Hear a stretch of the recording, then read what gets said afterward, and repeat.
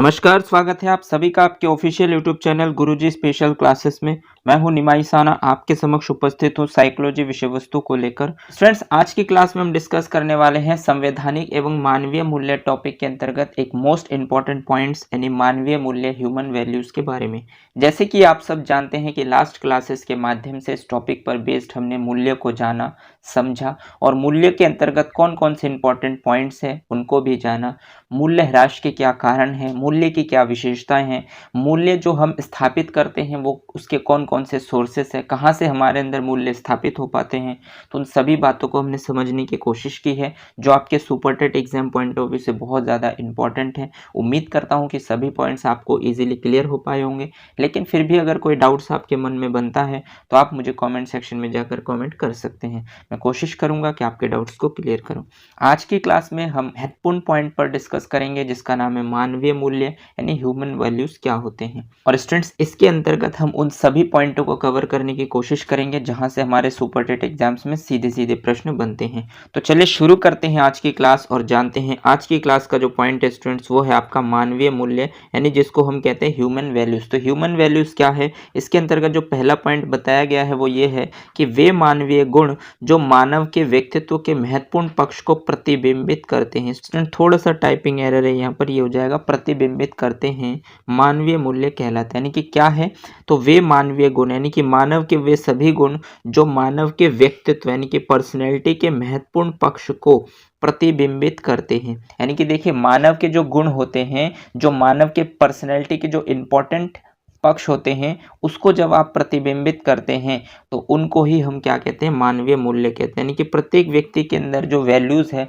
वो अलग अलग है, सबके सोच विचार अलग अलग होते हैं और व्यक्ति जिस भी कार्य को, जिस भी चीज़ को वो बहुत ज़्यादा महत्व देते हैं, उनके अनुसार उनके वैल्यूज अलग हो जाते हैं। तो इस हिसाब से अगर हम देखें तो हर एक व्यक्ति का जो व्यक्तित्व होता है वो अलग होता है और व्यक्तित्व के जो महत्वपूर्ण पक्ष होते हैं जो उसको प्रतिबिंबित करते हैं कि इस व्यक्ति में इस प्रकार की क्वालिटी है, वो ही आपके मानवीय मूल्य कहलाते हैं। उम्मीद करता हूं कि आप मेरी बातों को समझ पा रहे हैं और मानव के गुण के जो व्यक्तित्व के महत्वपूर्ण पक्ष को जो प्रतिबिंबित करते हैं उनको मानवीय मूल्य कहते हैं, इस बात को भी समझ पाए होंगे। चलिए आगे बढ़ते हैं और देखते हैं नेक्स्ट पॉइंट आपसे क्या कहता है। तो नेक्स्ट पॉइंट आपसे कहता है स्टूडेंट्स, मानवीय मूल्य के अंतर्गत कि मानव जीवन में सदैव से ही मूल्य का महत्व रहा है। देखिए, जो मानव का जीवन है, मानव के जीवन में हमेशा से ही मूल्य का महत्व रहा है।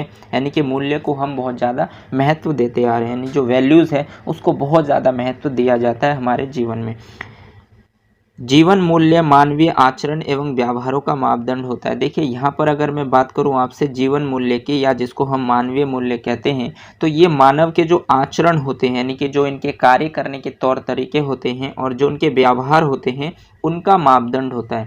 यानी कि किसी भी मानव का जो मूल्य होता है वो मानव के आचरण और व्यवहारों का मापदंड होता है। जो व्यक्ति जिस प्रकार के आचरण एवं व्यवहार आपके साथ करते हैं उस व्यक्ति का आपके प्रति वैल्यूज उस हिसाब से डेवलप होते हैं। तो कहने का मतलब ये है कि जो मानव मूल्य या हम जिसको जीवन मूल्य कहते हैं, ये वो होता है कि मानव के आचरण एवं व्यवहार का मापदंड होता है। जो जिस प्रकार के आचरण एवं व्यवहार को प्रदर्शित करता है उसके मापदंड के हिसाब से उनका मानवीय मूल्य उसी हिसाब से स्थापित होता है। इसके अंतर्गत नेक्स्ट आगे बताया गया है कि इनमें मनुष्य के विचार, विश्वास, आस्था, निष्ठा आदि समाहित होते हैं। यानी कि जो मानवीय मूल्य है इसके अंतर्गत जो मनुष्य है उनके जो विचार होते हैं, उन मनुष्य के जो विश्वास होते हैं, मनुष्य के जो आस्थाएं होती है, जो उनकी निष्ठा है, ये सभी चीज़ें इसके अंतर्गत समाहित होते हैं। यानी कि किसी भी व्यक्ति से जब आप मिलते हैं उनके विचार से आप प्रभावित होते हैं। अगर उनके विचार अच्छे हैं, आपके साथ मिलते जुलते हैं, तो आप काफ़ी ज़्यादा उनसे इंस्पायर्ड होते हैं। आप उनके विचारों को विश्वास करते हैं, आपको स्वयं पर विश्वास होता है, उनके विचारों पे विश्वास होता है। आप जिस चीज़ पर आस्था रखते हैं, जिस चीज़ को आप मानते हैं, जिस चीज़ के प्रति आपके मन में श्रद्धा है, अगर उनसे रिलेटेड चीज़ें आपसे वो करते हैं और आपकी जो निष्ठा है, आप जिस चीज़ को बहुत ज़्यादा महत्व देते हैं, तो विचार, विश्वास, आस्था, निष्ठा, ये सभी चीज़ें जब आपका किसी दूसरे व्यक्ति के साथ मैचअप होता है, यानी कि जब आपके विचार, विश्वास, आस्था, निष्ठा जब दूसरे व्यक्ति के विचार, विश्वास, आस्था, निष्ठा से मिलते हैं, तो इसका मतलब उस व्यक्ति का जो वैल्यू है वो आप आपके लिए बहुत ज़्यादा इम्पोर्टेंट रोल रखता है और आप भी कहीं ना कहीं उनको आइडियल मानते हैं या आदर्श मानते हैं और आप भी अपने अंदर उसी तरीके के वैल्यूज़ को स्थापित करते हैं और आपका भी लक्ष्य उस वैल्यू को प्राप्त करने का हो जाता है। तो इस तरीके से अगर मैं बात करूं तो मानवीय मूल्य का मतलब होता है कि व्यक्ति या मानव के आचरण एवं व्यवहारों का एक तरीके से मापदंड होता है जिसके अंतर्गत हमें उनके विचार, आस्था, विश्वास, निष्ठा आदि के बारे में पता चलता है और उनसे वैल्यूज़ डेवलप होते हैं जिनको हम मानवीय मूल्य कहते हैं। उम्मीद करता हूं कि आप मेरी बातों को समझ पा रहे हैं और इन पॉइंटों के माध्यम से जो मानवीय मूल्य को डिफाइन करने की बात की गई है उन सभी चीज़ों को आप क्लियर कर पाए होंगे। चलिए आगे बढ़ते हैं और देखते हैं नेक्स्ट पॉइंट आपसे क्या कहता है। तो नेक्स्ट पॉइंट आपसे कहता है स्टूडेंट्स कि मूल्य द्वारा व्यक्ति अपने वातावरण से उचित समायोजन करना सीखता है। देखिए जो मूल्य है यानी कि जो हम वैल्यूज़ को पढ़ रहे हैं और जो मानव मूल्य है ये व्यक्ति होते हैं वो अपने वातावरण से उचित समायोजन करना सीखता है। देखिए यहाँ पर बात यह है कि आप जितने ज़्यादा ज्ञान का अर्जन करते हैं आपके अंदर पेशेंस की मात्रा भी बढ़ती जाती है। ठीक, आप जितना ज़्यादा ज्ञान को दिल से मानते हैं, समझते हैं, उतना ही आप अपने आप को कंट्रोल कर सकते हैं, एडजस्ट कर सकते हैं। तो कहने का मतलब वही है कि अगर आप किसी चीज़ को लेकर किसी चीज़ को महत्व देते हैं और उनसे रिलेटेड वैल्यूज़ आप अपने अंदर डेवलप करते हैं, तो अगर आप वैल्यूज़ को डेवलप करते हैं तो इसका मतलब ये है कि आप अपने वातावरण से उचित तरीके से समायोजन कर सकते हैं। मतलब छोटी छोटी बातों से, छोटी छोटी गतिविधियों से आप कभी घबराते नहीं हैं, आप खुद को कंट्रोल करते हैं और आप समझ जाते हैं कि इस कंडीशंस में आपको किस तरीके के व्यवहार करने हैं, किस तरीके से आपको माहौल को एडजस्ट करना है। ये सभी चीज़ें आपकी वैल्यूज़ को डिफाइन करते हैं। जब जब आपके अंदर वैल्यूज़ स्थापित होते हैं, जिन जिन चीज़ों को लेकर आप के अंदर वैल्यूज़ डेवलप होते हैं, उन्हीं के अनुसार आप वातावरण से अपने आप को एडजस्ट कर पाते हैं। उम्मीद करता हूँ कि आप मेरी बातों को समझ पा रहे हैं और इस पॉइंट को भी इजीली क्लियर कर पाए होंगे। चलिए आगे बढ़ते हैं और देखते हैं नेक्स्ट पॉइंट आपसे क्या कहता है। नेक्स्ट पॉइंट आपसे कहता है स्टूडेंट्स कि मूल्य में केवल तात्कालिक आवश्यकताओं की पूर्ति ही नहीं होती बल्कि भविष्य के लिए योजनाओं के निर्णय में भी मूल्य सहायता पहुंचाते हैं। यानी कहने का मतलब यहाँ पर स्टूडेंट्स ये है कि आप ये ना समझें कि जो मूल्य है वो केवल तात्कालिक आवश्यकताओं की पूर्ति करते हैं। यानी तात्कालिक का मतलब होता है प्रेजेंट में जो आपकी आवश्यकताएं हैं, मूल्य सिर्फ उनकी पूर्ति ही नहीं करते, यानी कि उनकी ही पूर्ति सिर्फ नहीं करते बल्कि भविष्य के लिए यानी कि फ्यूचर के लिए जो योजनाएं हैं, जो प्लानिंग है, उसके निर्णय में भी मूल्य सहायता पहुंचाते हैं। यानी कि भविष्य में, फ्यूचर में जो योजनाएं हैं, फ्यूचर में जो आपकी प्लानिंग है, उसके डिसीजन में भी मूल्य आपको हेल्प करते हैं। सिर्फ मूल्य को आप ये ना समझें कि मूल्य केवल आपके प्रेजेंट में जो आपकी नीड है, आवश्यकताएं हैं, उसकी ही पूर्ति करेगी। आपके अंदर मूल्य जिस प्रकार के होंगे वो आपके फ्यूचर में जो प्लानिंग है उसके निर्णय में भी आपको हेल्प पहुंचाते हैं। ऐसा माना जाता है मूल्य के बारे में। यानी कि मूल्य को आप हमेशा के लिए आप अपने जीवन में मूल्य को स्थापित कर सकते हैं। वो डिपेंड करता है कि आपके अंदर किस प्रकार की वैल्यूज़ डेवलप हुई हैं जो आपको जीवन में आगे लेकर जाएं। ठीक, भविष्य में आपको योजना के निर्णय में भी आपको हेल्प करे, वो आपके वैल्यूज़ पर डिपेंड करता है कि आप किस प्रकार की वैल्यूज़ को अपने अंदर स्थापित करते हैं। उम्मीद करता हूं कि यहाँ तक जितने भी पॉइंट्स मैंने आपके साथ मूल्य से रिलेटेड डिस्कस किए हैं वो सभी चीज़ें आप इजीली क्लियर कर पाए होंगे। चलिए आगे बढ़ते हैं और देखते हैं कुछ विद्वानों द्वारा मानवीय मूल्य को डिफाइन करने की कोशिश की गई है। तो इसके अंतर्गत पहला पॉइंट आता है स्टूडेंट्स अर्बन के अनुसार। तो अर्बन के अनुसार इन्होंने भी मानवीय मूल्य को डिफाइन किया है। तो अर्बन जी मानते हैं कि मूल्य वह है जो मानव इच्छाओं की संतुष्टि करे। देखिए मूल्य यानी कि जो वैल्यूज़ है वो है जो मानव की इच्छाओं को संतुष्ट करे। यानी मानव की इच्छाओं को जो संतुष्ट करते हैं उसको हम मूल्य कहते हैं, यानी कि मानवीय मूल्य कहते हैं, जो मानव की इच्छाओं को संतुष्ट करते हैं। ये प्रश्न स्टूडेंट्स आपके 69,000 एग्जाम्स में सीधा सीधा पूछा गया है कि मूल्य वह है जो मानव इच्छाओं को संतुष्ट करे, ये कथन किसका है?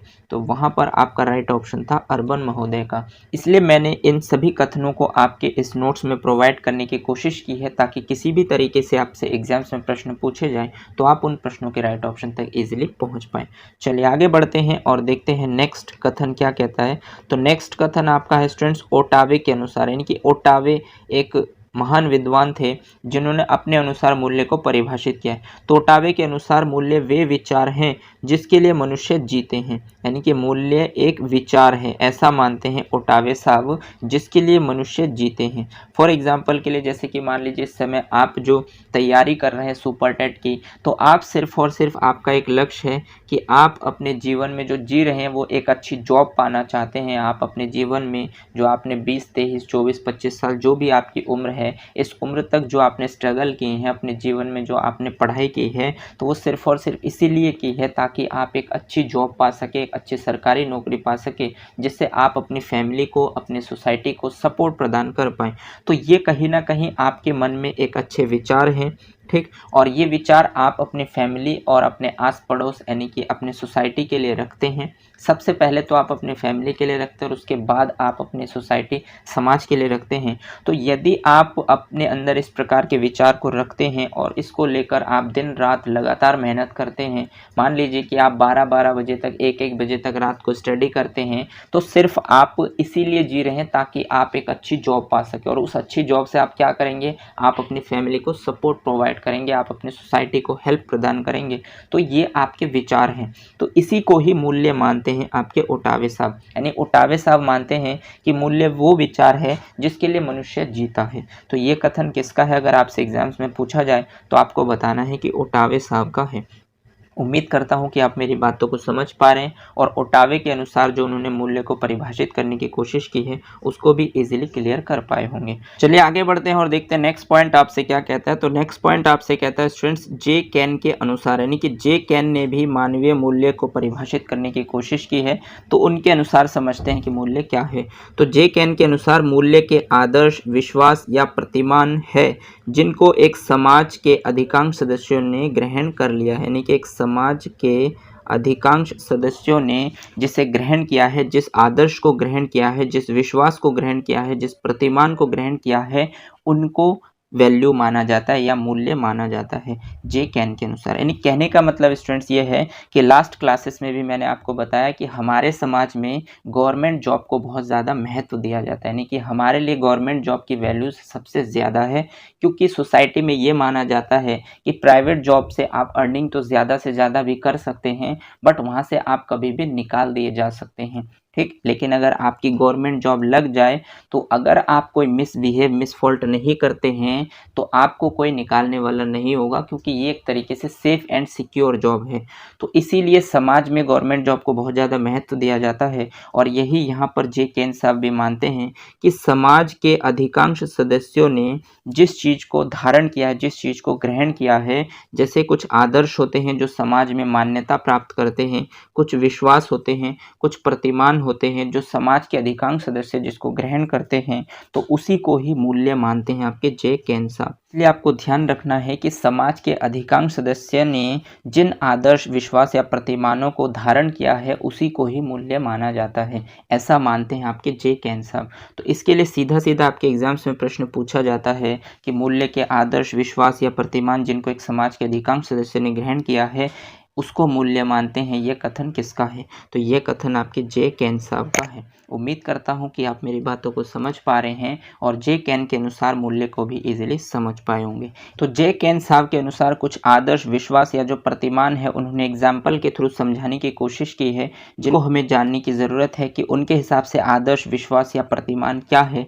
तो इसके लिए उन्होंने कुछ एग्जाम्पल प्रस्तुत किए हैं। जैसे पहला पॉइंट आता है आपका स्टूडेंट्स ईमानदारी, यानी कि ईमानदारी जो एक शब्द है कि आप कितने ज़्यादा लॉयल है, आप अपनी जगह कितने ज़्यादा सही है और कितने गलत है, आप जो बोलते हैं वो बिल्कुल जेन्युइन बोलते हैं या फिर नहीं बोलते हैं। तो ये जो ईमानदारी शब्द है, ईमानदार है या नहीं है आप, तो ये जो ईमानदारी शब्द है ये भी कहीं ना कहीं एक वैल्यूज़ को डिफाइन करते हैं और ये मानव की ही वैल्यूज़ है। जैसे आप अपने कार्य के प्रति कितने ईमानदार हैं, आप झूठ बोलते हैं या फिर नहीं बोलते हैं, आपसे जितनी चीज़ें हो पाते हैं उतना ही आप बोलते हैं या कुछ एक्स्ट्रा बोलते हैं। तो ये सभी चीज़ें आपके ऊपर डिपेंड करता है, आप चाहे तो कुछ भी कर सकते हैं, लेकिन अगर आप अपने अंदर ईमानदारी वैल्यूज़ को डेवलप करते हैं तो आप उस हिसाब से उतना ही बोलते हैं जितना आप करते हैं। तो कहीं ना कहीं स्टूडेंट्स ये ईमानदारी शब्द एक मानवीय मूल्य के अंतर्गत आते हैं। समय पालन यानी कि समय का सदुपयोग करना, समय को किस तरीके से यूटिलाइज करना, किस तरीके से इसका सही उपयोग करना, ये आपके ऊपर डिपेंड करता है। अगर आप एक समय पालन से रिलेटेड या समय के सदुपयोग से रिलेटेड एक धारणा, एक वैल्यूज़ अपने मन में बनाते हैं और आप समय का सही तरीके से यूज़ करते हैं, समय को कभी भी वेस्ट नहीं करते हैं, तो ये भी आपके मानवीय मूल्य के अंतर्गत ही आते हैं। नेक्स्ट पॉइंट आता है स्टूडेंट सत्य, यानी कि आप कोई भी चीज़ जो बोलते हैं वो कितना सही बोलते हैं और कितना उसमें गलत बोलते हैं, ये आपके ऊपर डिपेंड करता है कि आप जो भी बातें बोल रहे हैं इसमें आप कितने प्रतिशत सही बोल रहे हैं और कितने प्रतिशत अपने तरफ से बढ़ा चढ़ा कर बोल रहे हैं, ये आपके ऊपर डिपेंड करता है। अगर आप 100% जो आप करते हैं वो ही बोलते हैं तो इसका मतलब आप सत्य बोल रहे हैं, और अगर आप कुछ चीज़ें अपने साथ ऐड करके बोलते हैं जो आप नहीं करते उसको भी उसमें शामिल करते हैं, तो कहीं ना कहीं आप सत्य नहीं हैं, यानी कि आप कहीं ना कहीं गलत हैं। तो ये जो शब्द है स्टूडेंट्स, ये मानवीय मूल्य को डिफाइन करते हैं, जो आपके तौर तरीके को डिफाइन करते हैं। नेक्स्ट पॉइंट आता है स्टूडेंट्स स्वतंत्रता, यानी कि इंडिपेंडेंट। आप अपने कार्य को लेकर कितने ज़्यादा स्वतंत्र हैं। क्या आप जो कार्य करते हैं उसके लिए आपको किसी से परमिशन लेने की आवश्यकता है, या आप स्वयं से ही करते हैं, या आपको ये लगता है कि जो मैं कर रहा हूँ वो सही है और मुझे इसमें किसी से परमिशन लेने की आवश्यकता नहीं है, इसका मतलब मैं जो हूँ वो सही हूँ। तो आप स्वतंत्र है या नहीं है, ये भी आपके मानवीय मूल्य को डिफाइन करता है। नेक्स्ट पॉइंट है स्टूडेंट्स मानवता, यानी कि मानवता, ह्यूमैनिटी। तो आप एक इंसान है, मानव है, तो आपका क्या कर्तव्य है वो यदि आप सही तरीके से निभाते हैं, सही तरीके से करते हैं, तो आप भी मानवता को सही तरीके से डिफाइन करते हैं और इसका मतलब ये भी आपकी एक वैल्यूज़ के अंतर्गत आते हैं। नेक्स्ट पॉइंट आता है स्टूडेंट्स धैर्य, यानी कि धैर्य का मतलब होता है आपका पेशेंस। पेशेंस आपके अंदर किस तरीके से है, आप कितनी चीज़ों को ईजी वे में लेते हैं, आप जल्दी से घबराते तो नहीं हैं, ये आपके वैल्यूज़ के ऊपर डिफाइन होता है कि अगर आप धैर्य रखने की वैल्यूज़ अपने अंदर स्थापित करते हैं तो आपको बीच बीच में कभी कभी आपको लगेगा कि हाँ आपके अंदर उत्तेजना बढ़ जाएगी, लेकिन फिर भी आप स्वयं को कंट्रोल करेंगे क्योंकि आपने वैल्यूज़ अपने अंदर रखे हैं कि मुझे धैर्य रखना है।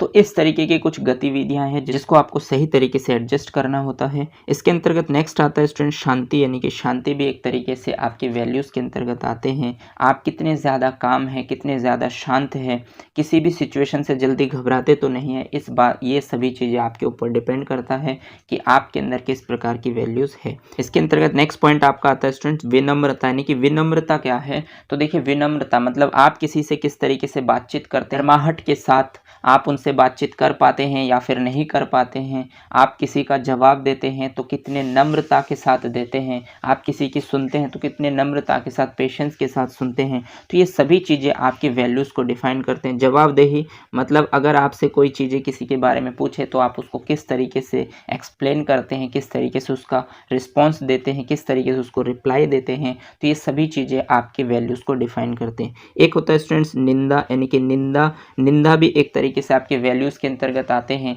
जो आपके नेगेटिव वैल्यूज़ के अंतर्गत आते हैं। ज़्यादातर लोग इसका इम्प्लीमेंट करते हैं, लेकिन हमें ये कोशिश करनी चाहिए कि किसी भी व्यक्ति में, देखिए किसी भी व्यक्ति में आप नेगेटिव और पॉजिटिव पॉइंट छांट सकते हैं, ठीक, लेकिन अगर हम किसी की आलोचना करते हैं तो उससे हम अपना ही नुकसान करते हैं, अपने ही समय का सदुपयोग नहीं कर रहे हैं, दूसरों के बारे में बता रहे हैं, उससे फ़ायदा ना तो उनको होगा ना स्वयं को होगा, तो इससे कोई बेनिफिट नहीं है, लेकिन फिर भी हम इस चीज़ को करते हैं और एक तरीके से एक नेगेटिव वैल्यूज़ के अंतर्गत आते हैं।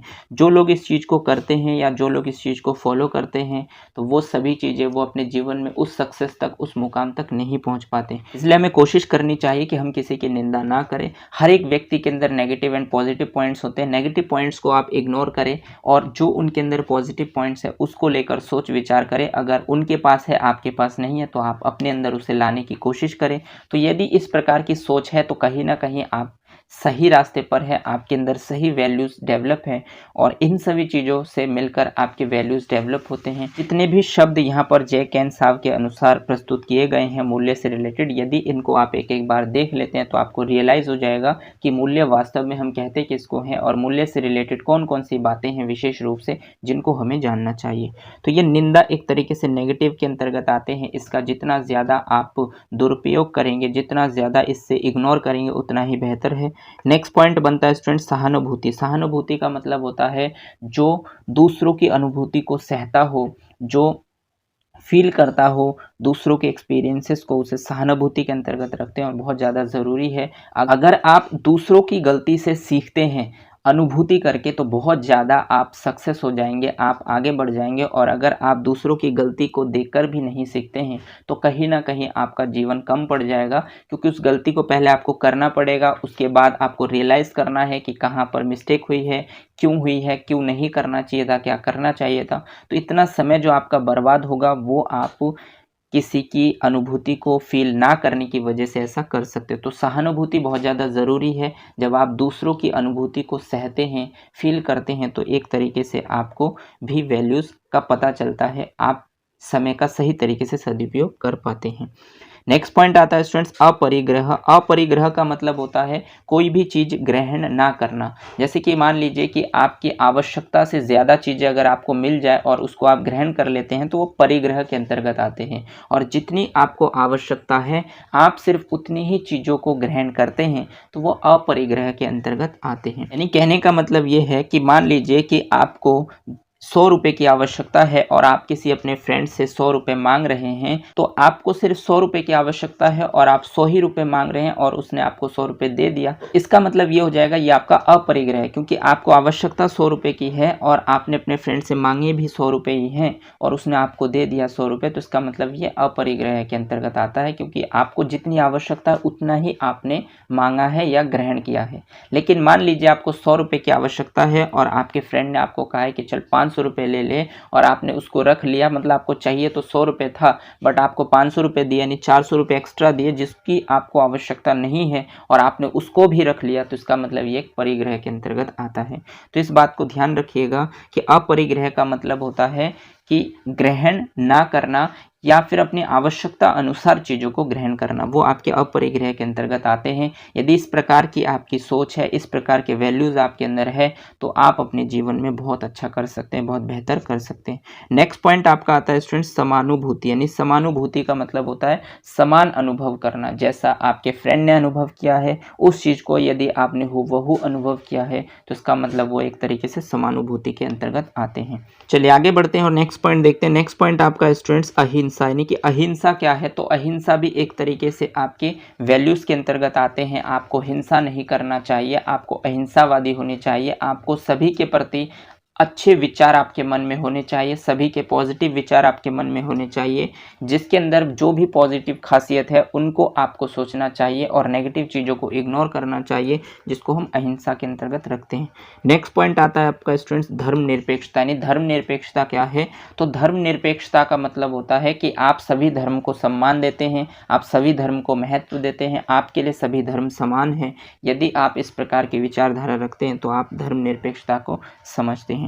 नेक्स्ट पॉइंट आपका स्टूडेंट्स वचनबद्धता। वचनबद्धता का मतलब होता है कि दृढ़ निश्चय होना, जो आपने वचन दिया उसको मानना, चाहे दुनिया इधर से उधर हो जाए, आपको अपने वचन से हटना नहीं है। यदि आप वचनबद्धता है, आप वचनबद्ध है, आप जो बोलते हैं बिल्कुल वैसा ही करते हैं, तो कहने का मतलब फिर आपके लिए वैल्यूज़ बहुत ज़्यादा मायने रखते हैं या आपके अंदर कहीं ना कहीं वैल्यूज़ पहले से स्थापित है।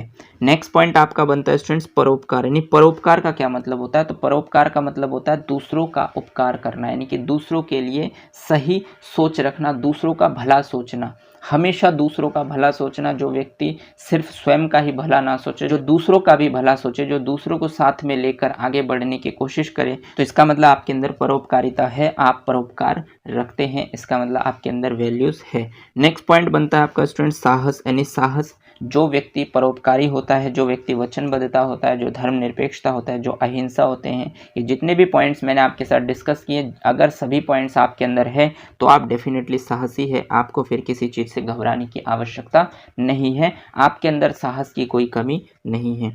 नेक्स्ट पॉइंट आपका बनता है स्टूडेंट्स प्रेम। यानी कि प्रेम बहुत ज़्यादा ज़रूरी है इस दुनिया में। यदि आप कोई चीज़ दे सकते हैं तो वो आप दे सकते हैं प्रेम। इसका मतलब इसका आपको जितना ज़्यादा से ज़्यादा हो सके उतना आपको इसे देना चाहिए, चाहे वो आपसे छोटे हों या फिर बड़े हो। सभी के लिए आपके मन में प्रेम होना चाहिए और आपको सभी को प्रेम करना चाहिए, सभी को प्रेम देना चाहिए। जितना हो सके आपकी तरफ से, जितना आप दूसरों की हेल्प कर सके, मदद कर सके, जिससे उनका भला हो सके, इतना आपको करना चाहिए।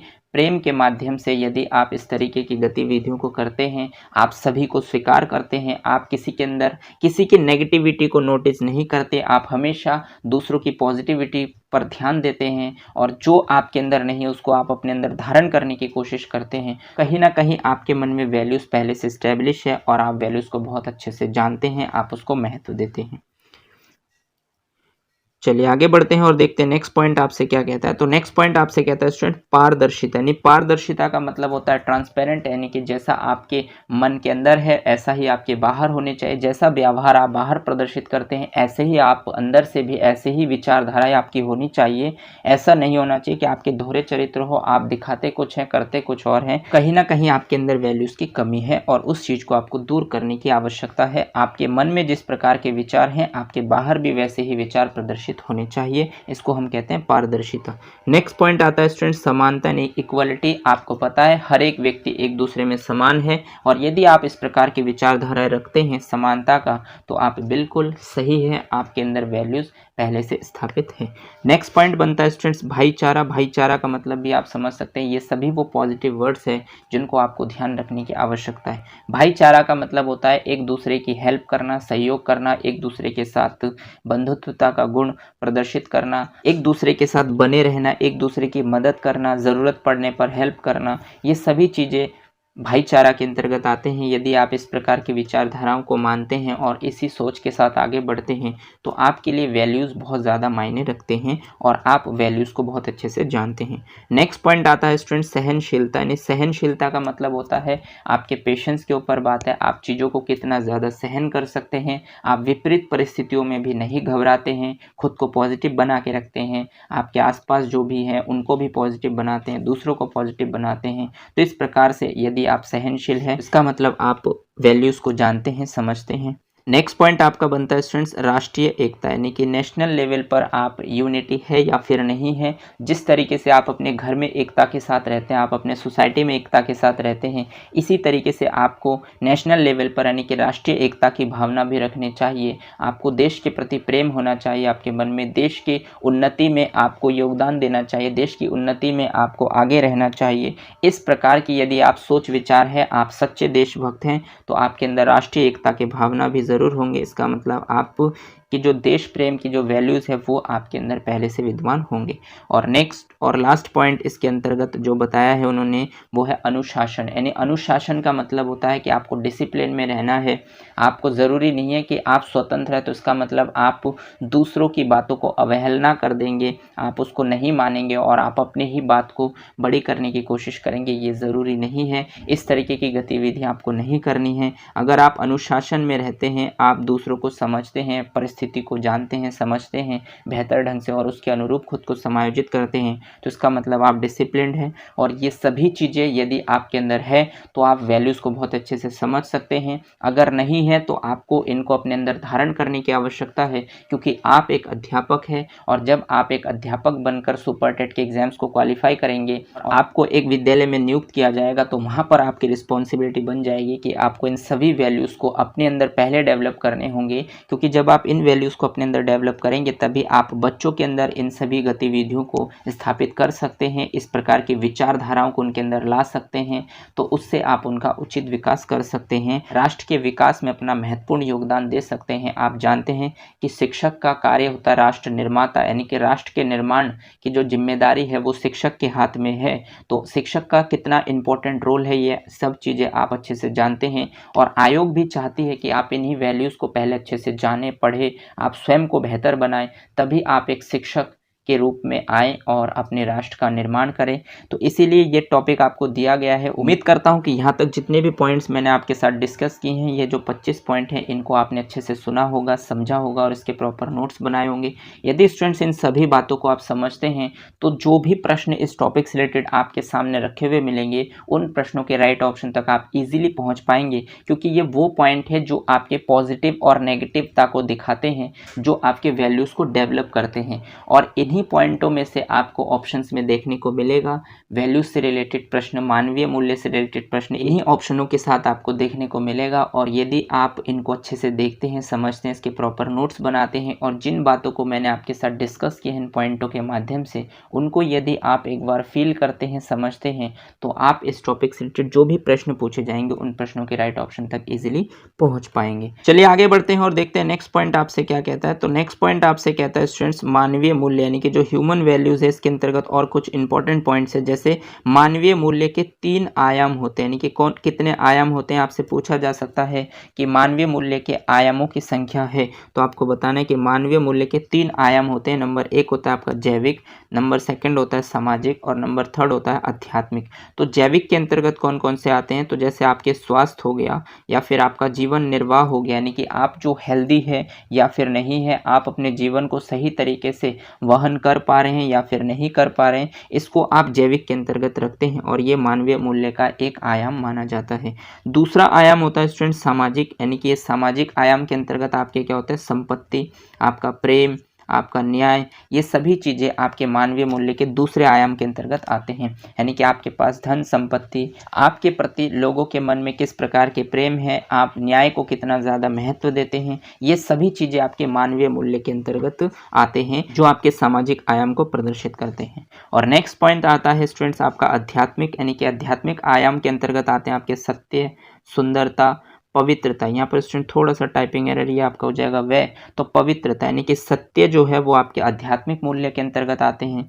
सुंदरता यानी कि सुंदरता का मतलब ये नहीं है स्टूडेंट्स कि आप कितने ज़्यादा खूबसूरत हैं या कितने ज़्यादा स्मार्ट हैं। सुंदरता का मतलब ये है कि आपके मन में दूसरों के प्रति किस प्रकार के विचार हैं। यदि आपके मन में दूसरों के प्रति अच्छे अच्छे विचार हैं तो इसका मतलब आप जो है सुंदरता के साथ आप आध्यात्मिक पथ पर है और आप सभी के लिए सुंदर विचार रखते हैं। आप स्वयं में ही सुंदर है, तभी आप दूसरों के प्रति अच्छे विचार रखते हैं। और पवित्रता यानी कि स्पिरिचुअलिटी, आपके अंदर कितनी पवित्रता है, आप स्वयं में कितने पवित्र हैं, ये आप पर निर्भर करता है कि आप कितने ज़्यादा ईमानदार हैं अपने कार्य के प्रति, वो आपके आध्यात्मिकता को प्रदर्शित करते हैं। तो कहने का मतलब स्टूडेंट्स ये है कि मानवीय मूल्य के जो 3 आयाम है वो 3 आयाम, एक है जैविक, सामाजिक और आध्यात्मिक। इसके अंतर्गत जो जैविक यानी कि जीवन से रिलेटेड आपका स्वास्थ्य हो गया, जीवन निर्वाह हो गया, तो ये सभी चीज़ें आपके जैविक मूल्य के अंतर्गत आते हैं। अगर आप संपत्ति, प्रेम या न्याय की बात करेंगे, स्नेह की बात करेंगे, तो ये सभी चीज़ें आपके सामाजिक मूल्य के अंतर्गत आएंगे।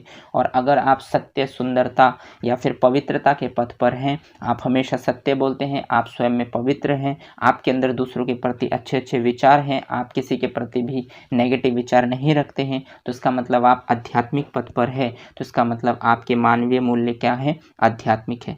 तो इस तरीके से स्टूडेंट्स मानवीय मूल्य के 3 आयाम हैं जिनको आपको ध्यान रखने की आवश्यकता है। सीधा सीधा आपके एग्जाम्स में प्रश्न देखने को मिलेगा, निम्नलिखित में से मानवीय मूल्य नहीं है, और 3 ऑप्शन होंगे, जैविक भी होगा, सामाजिक भी होगा, आध्यात्मिक भी होगा, और चौथा ऑप्शन कोई अदर होगा। अगर आप मानवीय मूल्य के तीनों आयामों को जानते हैं तभी आप ऐसे प्रश्नों के उत्तर दे पाएंगे। उम्मीद करता हूं कि आप मेरी बातों को समझ पा रहे हैं और मानवीय मूल्य के तीनों आयामों को भी इजीली क्लियर कर पाए होंगे। चलिए आगे बढ़ते हैं और देखते हैं नेक्स्ट पॉइंट आपसे क्या कहता है। तो नेक्स्ट पॉइंट आपसे कहता है स्टूडेंट, शैक्षिक दृष्टिकोण से मानवीय मूल्य, यानी कि शैक्षिक दृष्टिकोण, शिक्षा से रिलेटेड जो दृष्टिकोण है इसमें मानवीय मूल्य किनको कहा है। तो शैक्षिक दृष्टिकोण से मानवीय मूल्य में आता है आपका पहला पॉइंट सही आचरण, यानी कि आपका आचरण किस प्रकार का है, आपके व्यवहार किस प्रकार के, आपके तौर तरीके किस प्रकार के हैं, ये शैक्षिक दृष्टिकोण से मानवीय मूल्य के अंतर्गत आते हैं। इसके बाद नेक्स्ट आता है आपका रीति, यानी कि रीति का मतलब ये है कि आपके कार्य करने के जो तरीके हैं, आपके जो कार्य करने के प्रोसेस है, आप किस चीज़ को किस तरीके से अप्लाई करते हैं, आपके तौर तरीके जो हैं वो रीति को डिफाइन करते हैं। नेक्स्ट पॉइंट आता है आपका स्टूडेंट सत्य, यानी कि आप अपने कार्य के प्रति कितने ईमानदार हैं, कितना सत्यता के साथ आप कार्य को करते हैं, आप कितना सत्य बोलते हैं, ये शैक्षिक दृष्टिकोण से मानवीय मूल्य के अंतर्गत आते हैं। नेक्स्ट पॉइंट आता है स्टूडेंट्स आपका स्नेह, यानी कि प्रेम, यानी कि आप दूसरों के प्रति किस तरीके की भावना रखते हैं, आपके मन में किस प्रकार के विचार हैं, दूसरों के प्रति आप प्रेम रखते हैं या नहीं, या फिर नफरत रखते हैं। तो ये प्रेम जो है वो आपके मानवीय मूल्य के अंतर्गत आते हैं शैक्षिक दृष्टिकोण में। और नेक्स्ट पॉइंट और लास्ट पॉइंट आपका बनता है स्टूडेंट्स अहिंसा। यानी अहिंसा का मतलब होता है आपके मन में सभी के लिए श्रद्धा होनी चाहिए, आप किसी के साथ भेदभाव नहीं करने चाहिए, आप सभी को समानता की नज़रों के साथ देखते हैं, आप सभी को समान मानते हैं, आप इक्वलिटी के साथ रहते हैं, आपके मन में किसी के प्रति दोष गुण ना हो, आप हमेशा दूसरों के प्रति सही विचार रखें। तो ये अहिंसा के अंतर्गत आते हैं। तो अगर आपसे पूछा जाए शैक्षिक दृष्टिकोण से मानवीय मूल्य, तो उसमें आता है आपका सही आचरण, रीति, सत्य, स्नेह, अहिंसा। ये सभी चीज़ें आपके मानवीय मूल्य के अंतर्गत आते हैं। इन सभी को आपको ध्यान रखना है, क्योंकि आपसे पूछा जा सकता है शैक्षिक दृष्टिकोण से मानवीय मूल्य है, और इन पांचों में से कोई भी एक ऑप्शन आपको देखने को मिल सकता है। या फिर ऐसे भी प्रश्न बनाए जा सकते हैं, यदि एग्जामिनर टफ प्रश्न बनाना चाहेगा तो वो ऐसे भी बना सकता है कि शैक्षिक दृष्टिकोण से मानवीय मूल्य नहीं है, और 3 ऑप्शन आपको यहाँ से देखने को मिलेंगे। एक ऑप्शन अदर से होगा, वो आप तभी बता पाएंगे जब आप शैक्षिक दृष्टिकोण से मानवीय मूल्य के सभी पॉइंटों को जानेंगे। उम्मीद करता हूँ कि आप मेरी बातों को समझ पा रहे हैं और इन सभी पॉइंटों को इजीली क्लियर कर पा रहे होंगे। चलिए आगे बढ़ते हैं और देखते हैं नेक्स्ट पॉइंट आपसे क्या कहता है। तो नेक्स्ट पॉइंट आपसे कहता है स्टूडेंट्स मानव अधिकार आयोग। यानी मानव अधिकार आयोग ये भी आपके मानवीय मूल्य के अंतर्गत आता है। एक महत्वपूर्ण पॉइंट है जहाँ से आपके एग्जाम्स में प्रश्न बन सकते हैं। देखिए मानव अधिकार आयोग, मानव अधिकार आयोग क्या है तो इसके बारे में जानते हैं। पृथ्वी पर जन्म लेते ही स्वतः उसको जो अधिकार प्राप्त होता है उसे ही मानव अधिकार कहते हैं। देखिए मानव अधिकार का मतलब होता है कि एक ह्यूमन का जो अधिकार है, उसके जो राइट्स हैं वो क्या है।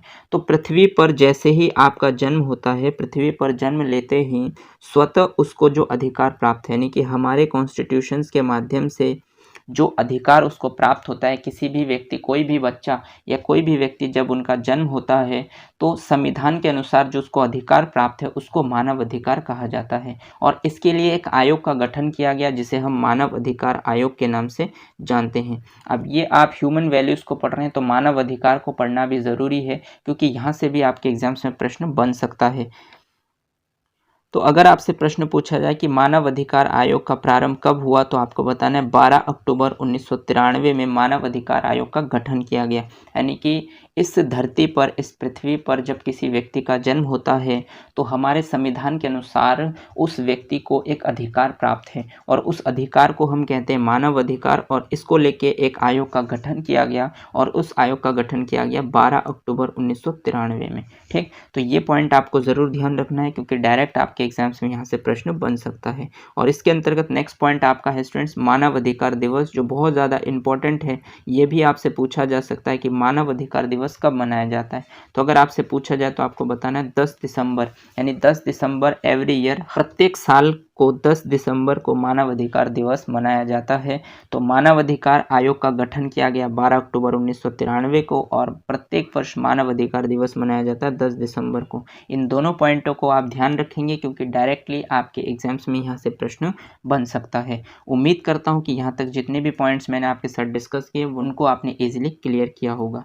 चलिए आगे बढ़ते हैं और देखते हैं नेक्स्ट पॉइंट और लास्ट पॉइंट इस मानवीय मूल्य टॉपिक के अंतर्गत आता है कि मानवीय मूल्य को सबसे पहले 1986 की नीति में महत्व दिया गया। देखिए जो मानवीय मूल्य यानी कि ह्यूमन वैल्यूज़ है, इसको सबसे पहले 1986 की नीति में, यानी कि जिसको हम जानते हैं राष्ट्रीय शिक्षा नीति 1986, उसमें इसको महत्व दिया गया। तो अगर आपसे पूछा जाए कि मानवीय मूल्य को सबसे पहले किस नीति में महत्व दिया गया, तो आपको बताना है राष्ट्रीय शिक्षा नीति 1986 में इसको महत्व दिया गया। यानी कि मानवीय मूल्यों के बारे में जो राष्ट्रीय शिक्षा नीति है 1986 में बात की गई। उम्मीद करता हूं कि मानवीय मूल्य से रिलेटेड यानी ह्यूमन वैल्यू से रिलेटेड जितने भी पॉइंट्स मैंने आपके साथ डिस्कस किए, मानवीय मूल्य क्या होते हैं और इनको लेकर जो विद्वानों ने अपने अपने कथन प्रस्तुत किए और उनके अनुसार जो मेन पॉइंट्स हैं जो एक इंसान के अंदर होने चाहिए, यदि आप वास्तव में ह्यूमन है, मानव है, तो आपके अंदर ये सभी वैल्यूज़ होने चाहिए। और इसके अंतर्गत जो जे केन साहब ने जो 25 पॉइंट बताए हैं, उन 25 पॉइंटों को आपको ध्यान रखने की आवश्यकता है। यदि आप वास्तव में मानव हैं, इंसान है, तो आपका ये परम कर्तव्य कर्तव्य बनता है कि आप दूसरों के प्रति भी इस प्रकार के विचार रखें और आप दूसरों के प्रति इस प्रकार के व्यवहार को प्रदर्शित करें। उम्मीद करता हूँ कि यहाँ तक जितने भी पॉइंट्स मैंने आपके साथ डिस्कस किए वो सभी पॉइंट आप इजीली क्लियर कर पाए होंगे, समझ पाए होंगे। अगर आप इन सभी के प्रॉपर नोट्स बनाते हैं और इसको समझते हैं, इसको फील करते हैं, तो ये नोट्स आपको दोबारा सिर्फ रिवाइज करने की आवश्यकता होगी। इनसे रिलेटेड जो भी प्रश्न आपके एग्जाम्स में पूछे जाएंगे उन प्रश्नों के राइट ऑप्शन तक आप इजीली पहुंच पाएंगे। लेकिन फिर भी अगर कोई डाउट्स आपके मन में बनता है तो आप मुझे कमेंट सेक्शन में जाकर कमेंट कर सकते हैं। मैं कोशिश करूंगा कि आपके डाउट्स को क्लियर करूं। आज के लिए बस इतना ही। अगर आपको ये क्लास अच्छी लगी हो तो इसे लाइक कीजिए, अपने दोस्तों के साथ शेयर कीजिए और अगर आपने चैनल को सब्सक्राइब नहीं किया है तो चैनल को सब्सक्राइब कर लीजिए, बेल आइकन को भी प्रेस कर दीजिए ताकि इसी तरीके के बेनिफिशियल वीडियो जब भी मैं आपके लिए बनाऊँ तो आपको टाइम टू टाइम नोटिफिकेशन मिलते रहें। धन्यवाद। जय हिंद।